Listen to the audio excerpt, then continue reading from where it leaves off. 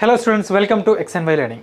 നമ്മുടെ annual exam ഇതാ അടുത്തെത്തിയിരിക്കുകയാണ്. ഇനി ഏതാനും ദിവസങ്ങൾ കൂടെ ബാക്കിയുള്ളൂ. അപ്പോൾ ഇതുവരെ ഈ ഒരു വർഷം നിങ്ങൾ പഠിച്ച മുഴുവൻ ചാപ്റ്റേഴ്സും കൂടെ ടെസ്റ്റ് ചെയ്യാൻ പോകുന്ന ഒരു ദിവസം അല്ലേ, അതാണ് ആനുവൽ എക്സാം. അപ്പോൾ ഒരുപാട് ചാപ്റ്റേഴ്സ് പഠിക്കാനുണ്ട്, ഒരുപാട് സബ്ജക്റ്റുകളുണ്ട്, ഒത്തിരി കാര്യങ്ങൾ ഓർത്തിരിക്കാനുണ്ട്. അപ്പോൾ നമ്മൾ ഇവിടെ ചെയ്യാൻ പോകുന്നത് ഫിസിക്സിലെ 9ാം ക്ലാസ്സിലെ ഫിസിക്സിലെ 7 ചാപ്റ്റേഴ്സ് ഉണ്ട്, നിങ്ങൾക്കറിയാം. അപ്പോൾ ഓരോ ചാപ്റ്ററിലെയും ഷുവർ ഷോർട്ട് ക്വസ്റ്റ്യൻസ് എന്ന് പറയുന്ന ഒരു സീരീസ് സ്റ്റാർട്ട് ചെയ്യുകയാണ്. അപ്പോൾ കഴിഞ്ഞ 3-4 വർഷങ്ങളിലെ പ്രീവിയസ് ഇയർ ക്വസ്റ്റ്യൻ പേപ്പർ നോക്കിയപ്പോൾ ഏറ്റവും കൂടുതൽ ചോദിക്കാൻ സാധ്യതയുള്ള അല്ലെങ്കിൽ ഉറപ്പായിട്ടും വരുമെന്ന് നമുക്ക് പറയാൻ പറ്റുന്ന കുറച്ച് ചോദ്യങ്ങളാണ് എല്ലാ ചാപ്റ്ററിലും നമ്മൾ ഡിസ്കസ് ചെയ്യാൻ പോകുന്നത്. സോ ഓരോ വീഡിയോയിൽ നമ്മൾ ഓരോ ചാപ്റ്ററായിട്ട് കവർ ചെയ്യും. അപ്പോൾ ഇതിൽ വരുന്ന ചോദ്യങ്ങളൊക്കെ എക്സ്ട്രീംലി ഇമ്പോർട്ടൻ്റ് ആണ്. അതിൽ നമ്മൾ പറയുന്ന കോൺസെപ്റ്റുകളൊക്കെ നിങ്ങൾ എന്ത് ചെയ്യണം, നോട്ട് ചെയ്ത് വെക്കണം. അതിൽ നിങ്ങൾക്ക് അറിയാത്ത ഡെഫിനിഷൻസും അതുപോലെ തന്നെ സ്റ്റേറ്റ്മെൻറ്റ്സ് ഒക്കെ നിങ്ങൾ റെക്കോർഡ് ചെയ്ത് വെക്കണം. പിന്നെ നിങ്ങളുടെ ടെക്സ്റ്റ് ബുക്കിലെ ഏരിയാസ് നിങ്ങൾ ഏതെങ്കിലും വിട്ടുപോയിട്ടുണ്ടെങ്കിൽ അതും കൂടെ ഒന്ന് റെഫർ ചെയ്തിട്ട് വേണം എക്സാമിന് പോകാൻ. ഓക്കെ, പിന്നെ എല്ലാ തവണയും പറയുന്ന പോലെ തന്നെ ഈ ഒരു വീഡിയോ നിങ്ങൾക്ക് ഹെൽപ്ഫുൾ ആയി എന്നുണ്ടെങ്കിൽ ഇതിൽ അതിന് നിങ്ങൾ എന്തെങ്കിലും കമൻറ്റ് ചെയ്യണം. അതുപോലെ നമ്മുടെ ക്വസ്റ്റ്യൻ്റെ ക്ലാസ്സുകളുടെ ഒപ്പീനിയൻ അറിയിക്കണം. ഈ ഒരു വീഡിയോ നിങ്ങളുടെ എല്ലാ 9th സ്റ്റാൻഡേർഡ് ക്ലാസ്മേറ്റ്സിനും ഷെയർ ചെയ്ത് കൊടുക്കണം. ഇനിയും ലൈവ് ക്ലാസ്സുകളും മറ്റുമൊക്കെ ആനുവൽ എക്സാം സ്പെഷ്യൽ ക്ലാസ്സുകൾ വരാനിരിക്കുന്നുണ്ട്.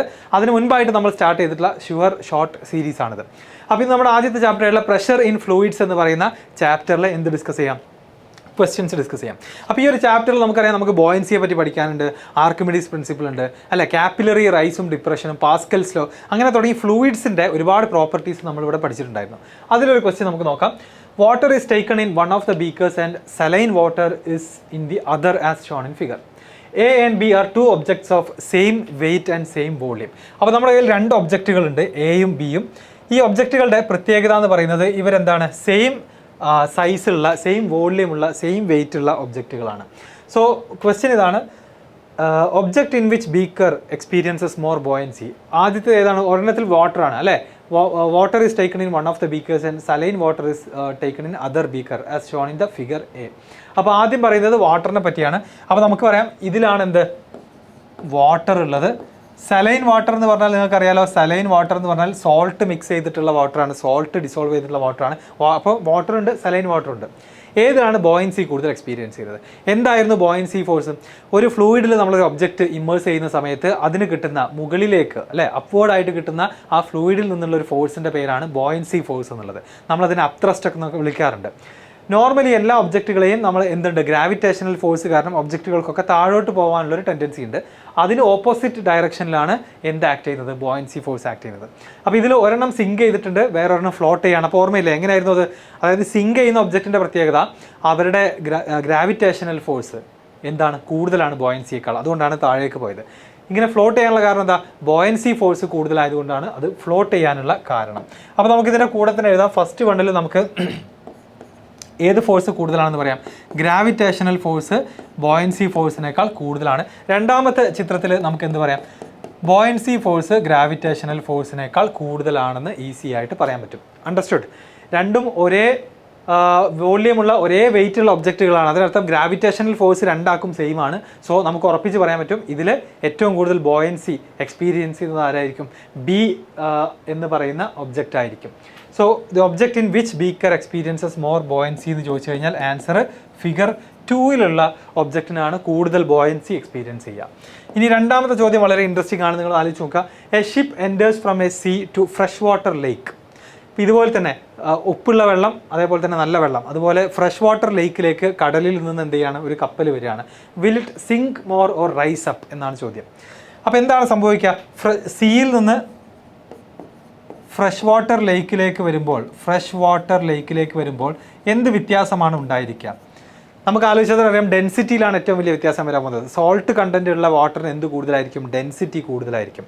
So density of sea water is greater than density of എന്താണ് നമുക്ക് പറയാം, ഫ്രഷ് വാട്ടറിനേക്കാൾ കൂടുതലായിരിക്കും. ഡെൻസിറ്റി കൂടുതലുള്ള മീഡിയത്തിൽ, ഫ്ലൂയിഡിൽ എന്ത് കൂടുതലായിരിക്കും, ബോയൻസി ഫോഴ്സും കൂടുതലായിരിക്കും. അതുകൊണ്ട് തന്നെയാണ് ഇവിടെയും ബോയൻസി ഫോഴ്സ് കൂടിയത്. അപ്പോൾ ഡെൻസിറ്റി കൂടിയ സീ വാട്ടറിൽ നിന്നാണ് ഷിപ്പ് എന്ത് ചെയ്യുന്നത്, ഡെൻസിറ്റി കുറഞ്ഞ ഫ്രഷ് വാട്ടറിലേക്ക് വരുന്നത്. എന്ന് വെച്ചാൽ അതിന് എക്സ്പീരിയൻസ് ചെയ്യുന്ന ബോയൻസി ഫോഴ്സ് ഡിക്രീസ് ചെയ്യും. ബോയൻസി ഫോഴ്സ് ഡിക്രീസ് ചെയ്താൽ നമ്മുടെ ഒബ്ജക്റ്റ് എന്ത് ചെയ്യും, ഒന്നും കൂടെ സിങ്ക് ചെയ്യല് ചെയ്യാം അല്ലേ. സീ വാട്ടറിൽ നിന്ന് ഫ്രഷ് വാട്ടറിലേക്ക് വന്നു കഴിഞ്ഞാൽ എന്താണ്, ഡെൻസിറ്റി കുറയും, അപ്പോൾ ബോയൻസി ഫോഴ്സ് കുറയും അല്ലേ. അപ്പോൾ ഇതിൽ നിന്ന് എന്ത് മനസ്സിലാക്കാം നമുക്ക്, buoyancy force will decrease. Buoyancy force എന്ത് ചെയ്യും, ഡിക്രീസ് ചെയ്യും. അത് കാരണം അവസാനം എന്ത് സംഭവിക്കും? നമ്മുടെ കപ്പലിന് ബോയൻസി ഫോഴ്സ് കുറയുമ്പോൾ അതൊന്നും കൂടെ താഴേക്ക് പോവുകയാണ് ചെയ്യുക. So answer will it sink more or rise up എന്നുള്ളതിൻ്റെ ആൻസർ അപ്പോൾ എന്താണ്? ഇറ്റ് വിൽ സിങ്ക് മോർ എന്നുള്ളതാണ് ആൻസർ. മനസ്സിലായോ? അതിൻ്റെ ലോജിക്ക് മനസ്സിലായല്ലോ. So it will sink more എന്നുള്ളതാണ് ഇവിടുത്തെ കറക്റ്റ് ആൻസർ. അപ്പോൾ ഈ ഒരു ബോയൻസിയുടെ കോൺസെപ്റ്റ് നിങ്ങൾ മറക്കാതെ ഓർത്ത് വെക്കാം. അപ്പോൾ നമുക്ക് അടുത്ത ചോദ്യത്തിലേക്ക് പോകാം. The figure shows the liquids X and Y. നമ്മുടെ XandY ലേണിംഗ് പോലെ XandY എന്ന് പറയുന്ന ലിക്വിഡാണ്. Taken in a beaker. If 0.81 is the relative density of liquid X and 1 for liquid Y. അപ്പോൾ റിലേറ്റീവ് ഡെൻസിറ്റി എന്താണെന്ന് അറിയാത്ത ആളുകൾ അതിപ്പോൾ ഓർക്കേണ്ട ഒരു സമയമാണ്. എന്തായിരുന്നു റിലേറ്റീവ് ഡെൻസിറ്റി? ഓർക്കുന്നില്ലേ? Relative density is equal to എന്താണ്? ഡെൻസിറ്റി ഓഫ് എൻ ഒബ്ജക്റ്റ് അല്ലെങ്കിൽ ഒരു സബ്സ്റ്റൻസിൻ്റെ ഡെൻസിറ്റിയെ നമ്മൾ വാട്ടറിൻ്റെ ഡെൻസിറ്റിയുമായിട്ട് എടുക്കുന്ന റേഷ്യോനെയാണ് നമ്മൾ എന്ത് വിളിക്കുക? റിലേറ്റീവ് ഡെൻസിറ്റി എന്ന് വിളിക്കുന്നത്. അപ്പോൾ ഇവിടെ എക്സിൻ്റെ റിലേറ്റീവ് ഡെൻസിറ്റി 0.81 ആണ്. ലിക്വിഡിൻ്റെ ഡെൻസിറ്റി റിലേറ്റീവ് ഡെൻസിറ്റി 1 ആണ്. അപ്പോൾ തീർച്ചയായിട്ടും ഏറ്റവും കൂടുതൽ റിലേറ്റീവ് ഡെൻസിറ്റി വരുന്നത് ആർക്കാണ്? വൈക്കാണ്. അത് രണ്ടും നമ്മളൊരു ബീക്കറിൽ ഫില്ല് ചെയ്യുകയാണെന്നുണ്ടെങ്കിൽ ഡെൻസിറ്റി കൂടിയ ആൾ താഴെയും ഡെൻസിറ്റി കുറഞ്ഞ ആൾ മുകളിലുമാണ് വരേണ്ടത്. സോ ഇവിടെ എക്സ് ആണ് എന്ത് ചെയ്യേണ്ടത്? മുകളിൽ വരേണ്ടത്. ഫിഗർ 2 ആണ് correct oops. Choose the correct ഫിഗറിൻ്റെ ആൻസർ അപ്പോൾ എന്താണ്? ഫിഗർ 2 ആണ് correct figure. Name the liquid Y. Y ലിക്വിഡിൻ്റെ പേര് പറയാനാണ് പറഞ്ഞിട്ടുള്ളത്. വൈ ലിക്വിഡിൻ്റെ relative density of y is equal to 1 എന്ന് പറഞ്ഞിട്ടുണ്ട്. എപ്പോഴാണ് ഒരു സബ്സ്റ്റൻസിൻ്റെ റിലേറ്റീവ് ഡെൻസിറ്റി 1 ആവുക? ഡിനോമിനേറ്ററിൽ നമ്മൾ ഓൾറെഡി ഉള്ളത് എന്താണ്? റിലേറ്റീവ് ഡെൻസിറ്റി ഓഫ് വാട്ടർ ആണ്. അപ്പോൾ ഈ ഒരു റേഷ്യോ റിലേറ്റീവ് ഡെൻസിറ്റി എന്ന് പറയുന്ന ഈ ഒരു വാല്യൂ 1 ആകുന്നത് എപ്പോഴാണ്? ന്യൂമറേറ്ററും ഡിനോമിനേറ്ററും ഈക്വൽ ആകുമ്പോൾ. എന്ന് വെച്ചാൽ മുകളിൽ നമ്മൾ എടുക്കുന്ന സബ്സ്റ്റൻസ് ഏതാണ്? വാട്ടർ തന്നെ ആയിരിക്കണം. അപ്പോൾ ഇവിടെ വൈയുടെ റിലേറ്റീവ് ഡെൻസിറ്റി 1 എന്ന് പറയുമ്പോൾ സെക്കൻഡ് 1. അപ്പോൾ ആൻസർ എന്താണ്? വാട്ടർ ആണ് റിലേറ്റീവ് വൈ എന്ന് പറയുന്ന material. Name the device used to measure relative density. അത് നിങ്ങൾ ഓൾറെഡി ടെക്സ്റ്റ് ബുക്കിൽ കണ്ടിട്ടുണ്ടായിരിക്കും. നമ്മുടെ ഹൈഡ്രോമീറ്റർ എന്ന് പറയുന്ന ഡിവൈസ് യൂസ് ചെയ്തിട്ടാണ് നമ്മൾ റിലേറ്റീവ് ഡെൻസിറ്റി മെഷർ ചെയ്യുന്നത്. ക്ലിയർ അല്ലേ? അടുത്ത ക്വസ്റ്റ്യനിലേക്ക് പോകാം. Observe the pictures A and B are two liquids taken in two beakers. Two capillary tubes of same radius are dipped in them. Which liquid has greater cohesive force? ഇത് capillary rice ആണ്, capillary depression ആണ്. രണ്ടിൻ്റെ കാരണങ്ങൾ അറിയാലോ. 2 type ഫോഴ്സാണ് നമ്മൾ ഈ ഒരു സെക്ഷനിൽ പഠിക്കുന്നത്. അഡ്ഹസീവ് ഫോഴ്സും കൊഹിസീവ് ഫോഴ്സും. അഡ്ഹസീവ് ഫോഴ്സ് എന്ന് പറഞ്ഞാൽ ഡിഫറെൻറ്റ് ടൈപ്പ് മെറ്റീരിയൽ തമ്മിലുള്ള ഫോഴ്സ് ഓഫ് അട്രാക്ഷൻ ആണ്. Cohesive force same type molecules തമ്മിലുള്ള ഫോഴ്സ് ഓഫ് അട്രാക്ഷൻ ആണ്. അപ്പോൾ ഇവിടെ ഗ്ലാസും വാട്ടറും തമ്മിലുള്ള അഡ്ഹസീവ് ഫോഴ്സ് കൂടുതലായതുകൊണ്ടാണ് അല്ലേ? ആദ്യത്തെ ചിത്രത്തിൽ അഡ്ഹസീവ് ഫോഴ്സ് ഗ്രേറ്റർ ദാൻ എന്താണ്? കൊഹസീവ് ഫോഴ്സ് ആയതുകൊണ്ടാണ് കാപ്പിലറി റൈസ് സംഭവിക്കുന്നത്. അതുപോലെ തന്നെ നമുക്ക് പറയാൻ പറ്റും കൊഹസീവ് ഫോഴ്സ് കൂടുതലാണ് എന്തിനേക്കാൾ? അഡ്ഹസീവ് ഫോഴ്സിനേക്കാൾ കൂടുതലാണ് കാപ്പിലറി ഡിപ്രഷൻ്റെ കാര്യത്തിൽ. അപ്പോൾ കാപ്പിലറി റൈസ് ഉണ്ടാവുന്നതിൻ്റെ കാരണം എന്താണ്?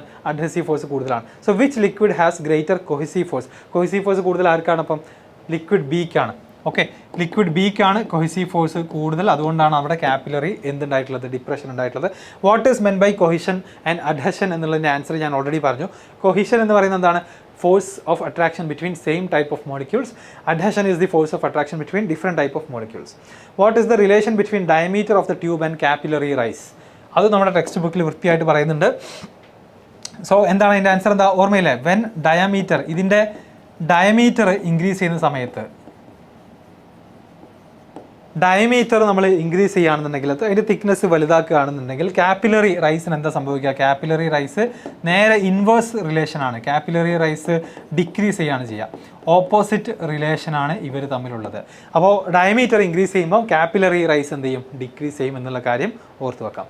നെക്സ്റ്റ് വൺ നമ്മുടെ ഈ ചാപ്റ്ററിലെ അടുത്ത ലാസ്റ്റ് പാർട്ടാണ്. പാസ്കൽസ് ലോ ബേസ് ചെയ്തിട്ടുള്ള ക്വസ്റ്റ്യൻ. ഇതെന്തായാലും ഒരെണ്ണം വരാൻ സാധ്യതയുണ്ട്, ചെയ്യാൻ അറിഞ്ഞിരിക്കണം. പാസ്കൽസ് ലോയുടെ ഹൈഡ്രോളിക് ലിഫ്റ്റിൻ്റെ ഒരു എക്സാമ്പിൾ തന്നിട്ടുണ്ട്. Area of cross section of the end A of a U tube is 0.01 metre square and area of cross section at end B. അപ്പോൾ എയുടെ ഏരിയ, അതാ ഇവിടുത്തെ ഏരിയ എന്ന് പറയുന്നത് എത്രയാണ്? 0.01 മീറ്റർ സ്ക്വയർ ആണ്. ഇവിടുത്തെ ഏരിയ എന്ന് പറയുന്നത് എത്രയാണ്? Area of cross section B 0.1 metre square ആണ്. വലിയ ഏരിയ ആണ്. അപ്പം ക്ലിയർലി വലിയ ഏരിയ ആണ്. Okay, if 100 newton force is applied on piston A. Piston എയിൽ നമ്മൾ എന്ത് ചെയ്യാണ്? 100 ന്യൂട്ടൺ ഫോഴ്സ് അപ്ലൈ ചെയ്യുകയാണെന്നുണ്ടെങ്കിൽ ഇനി ക്വസ്റ്റ്യൻ ആണ് find out the pressure exerted in the liquid. ആദ്യം കണ്ടുപിടിക്കണം. അപ്പോൾ പാസ്കൽസ് ലോ പറയുന്നത് എന്താണ്? ഒരു ക്ലോസ്ഡ് ട്യൂബിലുള്ള ഒരു ലിക്വിഡ് ഒരു ഫ്ലൂയിഡിൻ്റെ മേലെ നമ്മൾ പ്രഷർ അപ്ലൈ ചെയ്താൽ, ഒരു എൻഡിൽ പ്രഷർ അപ്ലൈ ചെയ്താൽ ഈക്വൽ ആയിട്ട് ആ pressure through out the fluid experience ചെയ്യും. ഇതാണ് പാസ്കൽസ് ലോ. അപ്പോൾ ഇവിടെ നമ്മളൊരു ഫോഴ്സ് അപ്ലൈ ചെയ്താൽ ഇവിടെ കിട്ടുന്ന പ്രഷർ, അതേ പ്രഷർ തന്നെ ഈ വലിയ ഏരിയയിലും കിട്ടും. പ്രഷർ എന്ന് പറഞ്ഞാൽ നിങ്ങൾക്കറിയാം എന്താണ്, pressure is equal to force divided by area ആണ്. അപ്പോൾ ഇവിടെ നമ്മൾ കൊടുക്കുന്ന അതേ പ്രഷർ എൻഡ് ബി എന്ന് പറയുന്ന പോയിന്റിലും കിട്ടണമെന്നുണ്ടെങ്കിൽ അവിടെ ഏരിയ വലുതായതുകൊണ്ട് ദെർഫോർ ഫോഴ്സും അതിനനുസരിച്ച് വലുതാവണം. അങ്ങനെയാണ് നമ്മൾ ഹെവിയർ ഒബ്ജക്റ്റുകളൊക്കെ ലിഫ്റ്റ് ചെയ്യുന്നത്. Okay, find out the force acting on the piston at end ബിയും കണ്ടുപിടിക്കണം. അപ്പോൾ ആദ്യം നമുക്ക് പ്രഷറാണ് വേണ്ടത്. അപ്പോൾ അതിനുവേണ്ടി നമുക്ക് ആദ്യം തന്നെ പ്രഷർ കണ്ടുപിടിക്കാൻ പോകാം. ഓക്കെ, സോ എ എന്താണ്, പ്രഷർ ഇസ് ഈക്വൽ ടു എന്താണ്, force by area. Force by ഏരിയയാണ്. അപ്പോൾ നിങ്ങൾ എന്ത് ചെയ്യുക, എ എന്ന് പറയുന്ന ഭാഗത്തെ ഫോഴ്സും ഏരിയയും നമ്മുടെ കയ്യിലുണ്ട്. അത് യൂസ് ചെയ്തിട്ട് നിങ്ങൾ പ്രഷർ കാൽക്കുലേറ്റ് ചെയ്യുക. 100 ഡിവൈഡഡ് ബൈ 0.01 അല്ലേ, 100 divided by 0.01. Yes, 100 divided by 0.01 എന്ന് വരും. റെഡി അല്ലേ? 100 newton divided by 0.01 metre square ആണ് അവിടുത്തെ പ്രഷർ എന്ന് പറയുന്നത്. സോ ഇത് ഈ ഒരു ഫ്രാക്ഷൻ നമ്മൾ ഡിവൈഡ് ചെയ്ത് കഴിഞ്ഞാൽ 100ൻ്റെ കൂടെ 2 സീറോസും കൂടെ വരും. ഇത്രയും പാസ്കലാണെന്ത്, ഇത്രയും പാസ്കലാണ് ഇവിടുത്തെ പ്രഷർ എന്ന് പറയുന്നത്. എ പാർട്ട് കിട്ടി. ഇനി ബി പാർട്ട് എങ്ങനെ ചെയ്യുക? ബി പാർട്ട് നമ്മളോട് find out the force acting on the piston at end B. അപ്പോൾ ഇപ്പോൾ അറിയുന്ന കാര്യം എന്താണ്, എയിൽ എന്ത് പ്രഷറാണ് നിങ്ങൾ അപ്ലൈ ചെയ്തത്, സെയിം പ്രഷർ തന്നെ ആയിരിക്കും ബിയിലും എന്ത് ചെയ്യാൻ പോകുന്നത്, ഫീൽ ചെയ്യാൻ പോകുന്നത്. So pressure at end B should also be equal to എത്രയാ, 10,000 പാസ്കൽ ആയിരിക്കണം. അത് നമുക്ക് എങ്ങനെ കണ്ടുപിടിക്കാം, force at B divided by area of B എന്ന് പറയുന്ന റിലേഷൻ യൂസ് ചെയ്തിട്ട് കണ്ടുപിടിക്കാം. അതിൽ നമുക്ക് ഏരിയ അറ്റ് ബി അറിയാം. എന്താണ് അറിയാത്തത്, ഫോഴ്സ് അറ്റ് ബി മാത്രമാണ് അറിയാത്തത്. അപ്പോൾ ഏരിയ അറ്റ് ബി എത്രയാണ്, 0.1 മീറ്റർ സ്ക്വയർ ആണ്. So therefore force at B is equal to 10,000 പാസ്കലിനെ നമുക്ക് എന്ത് ചെയ്യാം, ഏരിയ അറ്റ് ബി കൊണ്ട് മൾട്ടിപ്ലൈ ചെയ്യാം. So 10,000 pascal multiplied by area എത്രയാണ്, 0.1 മീറ്റർ സ്ക്വയർ. മൾട്ടിപ്ലൈ ചെയ്ത് കഴിഞ്ഞാൽ അപ്പോൾ നമുക്ക് എന്ത് കിട്ടും, 1000 ന്യൂട്ടൺ എന്ന് കിട്ടും. 1000 ന്യൂട്ടൺ ആണെന്ന് കിട്ടും. Okay, 1000 newton. അപ്പോൾ ഇപ്പോൾ മനസ്സിലായില്ല, 100 ന്യൂട്ടൺ അപ്ലൈ ചെയ്താൽ മതി, നമുക്ക് അപ്പുറത്ത് 1000 ന്യൂട്ടൺ ഫോഴ്സ് കിട്ടും. കാറോ ബസ്സോ ലോറിയോ ഒക്കെ വേണമെന്നുണ്ടെങ്കിൽ ലിഫ്റ്റ് ചെയ്യാൻ പറ്റും. അപ്പോൾ ഇത്രയുമാണ് നമ്മുടെ പ്രഷർ ഇൻ ഫ്ലൂയിഡ്സ് എന്ന് പറയുന്ന ചാപ്റ്ററിലെ ഷുവർ ഷോർട്ട് ക്വസ്റ്റ്യൻസ്. ഇതെല്ലാം നമുക്ക് ചെയ്യാനും ഈ തിയറികളൊക്കെ അറിഞ്ഞിരുന്നാൽ തന്നെ നമുക്ക് നന്നായിട്ട് ഈ ചാപ്റ്ററിൽ നിന്ന് വരുന്ന ക്വസ്റ്റ്യൻസ് ഒക്കെ എന്ത് ചെയ്യാൻ പറ്റും, സ്കോർ ചെയ്യാൻ പറ്റും. സോ എല്ലാവർക്കും ക്ലാസ് മനസ്സിലായെന്ന് വിചാരിക്കുന്നു. ഒപ്പീനിയൻസ് അറിയിക്കുക. ഇനി ഇതിൻ്റെ ബാക്കി എല്ലാ ചാപ്റ്റേഴ്സിൻ്റെ സീരീസ് വരുന്നുണ്ട്. മാത്രമല്ല നിങ്ങളുടെ എല്ലാ ക്ലാസ്മേറ്റ്സിനും എന്ത് ചെയ്യണം, ഇത് ഷെയർ ചെയ്ത് കൊടുക്കണം.